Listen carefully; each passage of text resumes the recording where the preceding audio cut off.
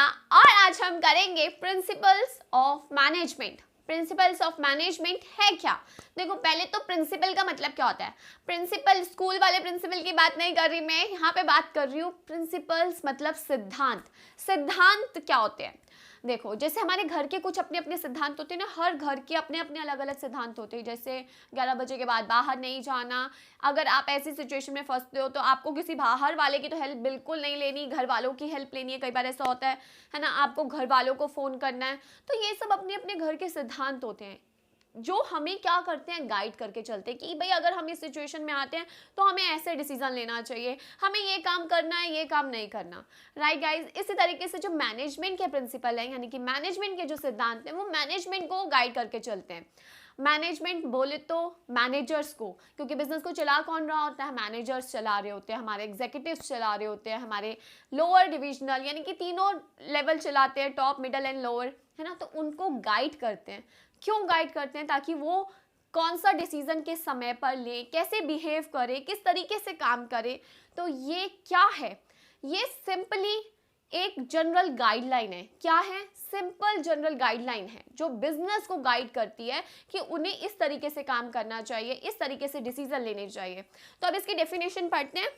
Principles of management are broad and general guideline. क्या है? Broad है, काफी वाइड है, ये काफी सारे भी हैं, एंड जनरल गाइडलाइन है। सिंपल एक जनरल गाइडलाइन है जो हमें गाइड करती है। क्यों गाइड करती है? फॉर डिसीजन मेकिंग, पहला, ताकि हम डिसीजन ले सकें, एंड बिहेवियर ऑफ मैनेजर्स, यानी कि मैनेजर्स के बिहेवियर को गाइड करती है कि उन्हें इस तरीके से बिहेव करना है, इस तरीके से नहीं करना, मतलब उनको गाइड करके चलती है। तो क्या है principle of management? Principle of management are broad है एंड जनरल गाइडलाइन है for decision making and behaviour of manager. ठीक है, जो मैनेजर्स को समय समय पर गाइड करती है। अब मैं इसका एक एग्जांपल देती हूँ। लाइक बिजनेस में अभी जब आप पढ़ोगे तो 14 प्रिंसिपल फ्योल के हैं, उसके अलावा हमारे टेलर के 4 प्रिंसिपल, टेक्निक्स, बहुत कुछ है। ठीक है, लेकिन एक एग्जांपल देती हूँ कि मैं किन प्रिंसिपल की बात कर रही हूँ। मैं जिन प्रिंसिपल की बात कर रही हूँ उसमें आता है जैसे एक सिंपल सा इक्विटी। इक्विटी क्या हुआ कि भाई आप बिजनेस में इक्विटी रखो, समानता रखो, भेदभाव मत करो जेंडर के बेस पे कि भाई अगर वो लड़का है तो मेरे को उसकी सैलरी ज़्यादा रखनी है, लड़की है तो कम रखनी है, या वो मेरे स्टेट का है तो मुझे उसकी सैलरी ज़्यादा रखनी है, मेरे स्टेट का नहीं है तो कम रखनी है। तो आपको बायस्ड नहीं होना चाहिए। तो ये एक इक्विटी प्रिंसिपल है। राइट, तो ये क्या है? एक सिंपल जनरल गाइडलाइन है कि हमें ये मेंटेन करना चाहिए, और ये हमें नॉर्मली भी अपने जीवन में मेंटेन करना चाहिए कि भाई हमें भेदभाव नहीं करना चाहिए। राइट गाइज, तो ये एक बिजनेस को जो समय समय पर गाइड करते हैं। एक प्रिंसिपल जो आप सबसे पहला पढ़ोगे इसमें है जैसे division of work. Division of work ये कहते हैं कि काम को ना छोटे छोटे भागों में बांट दो, स्मॉल टास्क में बांटो, और हर एक बंदे को वो छोटा छोटा काम दो, मतलब स्मॉल टास्क दो। इकट्ठा सारा काम एक बंदे के ऊपर थोप दोगे तो भाई वो गुंजल हो जाएगा, कुछ नहीं कर पाएगा। राइट गाइस, तो आपको कामों को छोटे पार्ट्स में डिवाइड करना है ताकि वो काम को बार बार करके उसमें क्या हो जाए, स्पेशलाइज्ड हो जाए, उस काम को बहुत अच्छी तरीके से करने लग जाए, कोई गलती ना हो। तो ये बिजनेस में ना अभी आप प्रिंसिपल पढ़ोगे, 14 प्रिंसिपल फ्योल के भी पढ़ोगे। तो ये क्या है? बिजनेस को गाइड करते हैं कि बिजनेस को कैसे डिसीजन लेना चाहिए, कौन सी सिचुएशन में क्या काम करना चाहिए। राइट गाइस, आगे बढ़े। प्रिंसिपल्स का मतलब समझ आया। सिंपल क्या है? ये ब्रॉड एंड जनरल गाइडलाइंस है for decision making and behaviour of managers. दो चीज़ों को ध्यान रखना है, डिसीजन मेकिंग के लिए और बिहेवियर ऑफ मैनेजर के लिए, यानी कि डिसीजन लेना है और कैसे काम करना है। ठीक है गाइस, अब इसके बाद आगे बढ़ते हैं। कुछ चीज़ें जैसे कि एक कहा जाता है कि क्या मैनेजमेंट के प्रिंसिपल साइंस के प्रिंसिपल की तरह है? तो जी नहीं है, बिल्कुल भी। मैनेजमेंट के प्रिंसिपल ह्यूमन से रिलेटेड होते हैं, तो वो समय समय पर चेंज कर दिए जाते हैं, चेंजेस लाए जाते हैं। हर एक प्रिंसिपल हर सिचुएशन में सेम तरीके से अप्लाई नहीं होता। राइट गाइज, और जो मैनेजमेंट के साइंस के जो प्रिंसिपल है वो तो देखो रिजिड होते हैं, वो लेबोरेटरी में चेक करके कह रही हूँ, लेबोरेटरी में टेस्ट करके बनाए जाते हैं, हमें पता है ना। तो मैनेजमेंट और साइंस के प्रिंसिपल में बहुत डिफरेंस है, ये चीज़ हम जानते हैं। साइंस के प्रिंसिपल बहुत ज़्यादा एक्सपेरिमेंट करने के बाद बनाए जाते हैं, लेबोरेटरी में बनाए जाते हैं, लेकिन मैनेजमेंट के प्रिंसिपल ऐसे नहीं हैं। ठीक है, फ्लेक्सिबल नेचर के होते हैं। सेकेंड चीज़ कही जाती है कि principal of management and techniques of management. तो ये चीज़ बच्चे अभी आप टेक्निक्स आगे भी पढ़ोगे। टेक्निक्स बेसिकली होती है कि बिजनेस को चलाने के लिए कई कई डिफरेंट टाइम पर डिफरेंट टेक्निक यूज़ करी जाती है कि इस समय पर ये करें, इस समय पर ये करें। तो टेक्निक अलग चीज़ है और उसमें हम जब काम कर रहे होते हैं, टेक्निक अगर हमने कोई इस्तेमाल कर रखी है कि हम वेज रेट क्या देंगे, ठीक है, उस समय पे हम अपने प्रिंसिपल इस्तेमाल करते हैं कि हमें किस तरीके से अपने आप को गाइड करते हुए चलें टेक्निक अप्लाई करते वक्त। तो दोनों अलग चीज़ है, ये जब आप टेक्निक्स पढ़ोगे तब आपको और अच्छे तरीके से क्लियर हो जाएगा। उसके बाद थर्ड कहा जाता है कि प्रिंसिपल और वैल्यूज़ क्या सेम है। देखो वैल्यूज़ मतलब क्या होता है, वैल्यूज़ होती हैं जो हम आम समाज में कहते हैं ना कि ये बंदा अच्छा है, ये अच्छे काम करता है, ये वैल्यू है। मोरल जिसमें आ जाता है कि आप अच्छे काम करते हो, तो ये वैल्यूज़ होती हैं जो समाज में क्रिएट की गई है। लेकिन प्रिंसिपल समाज में क्रिएट नहीं करे गए। ये हम जो प्रिंसिपल्स की बात कर रहे हैं, ये हम मैनेजमेंट की प्रिंसिपल्स की बात कर रहे हैं, ठीक है। तो वैल्यूज़ आपके ऊपर डिपेंड करता है, आप एक्सेप्ट करो ना करो। अब वैल्यूज़ क्या होते हैं, भाई गरीब भूखा बंदा है तो उसको खाना दे दो।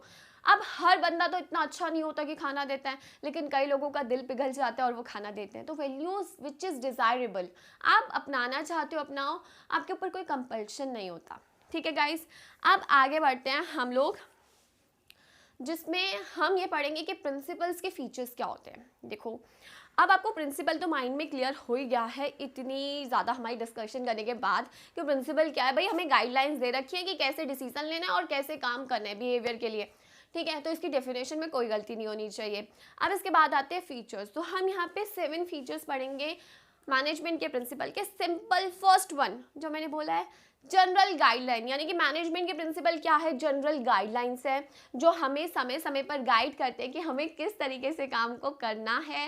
एंड दे आर नॉट वो कि भाई रेडीमेड है कि अगर आप इस सिचुएशन में फंसे हो तो आपको ये कर लेना है, नहीं, ये आपको गाइड करेंगे कि अगर आप फंस रहे हो तो आप ये ऑप्शन भी ले सकते हो, अगर आपको लगता है कि ये ऑप्शन लेने पर आपकी सिचुएशन संभल सकती है तो, ठीक है।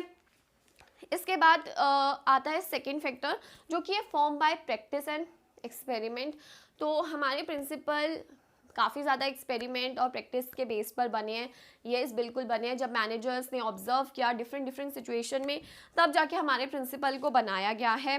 तो ऑब्जर्वेशन एंड एक्सपेरिमेंट तो आता ही है। एंड सेकेंड चीज़ इसमें आती है personal experience and collective wisdom of managers, यानी कि इसमें हर एक मैनेजर का पर्सनल एक्सपीरियंस लिया जाता है कि जब आप इस सिचुएशन में फंसते हो तो आप क्या करते हो, क्या आपके डिसीजन लेने से सिचुएशन संभल जाती है। तो सबके बेस पर ये प्रिंसिपल्स बनाए गए हैं। तो हम कह सकते हैं कि ऑब्जर्वेशन एंड एक्सपेरिमेंट बेस्ड है, बट लेबोरेटरी वगैरह इसमें नहीं आता साइंस की तरह। थर्ड आता है यूनिवर्सल एप्लीकेबिलिटी। तो क्या मैनेजमेंट के प्रिंसिपल यूनिवर्सली एप्लीकेबल हैं? यस हैं।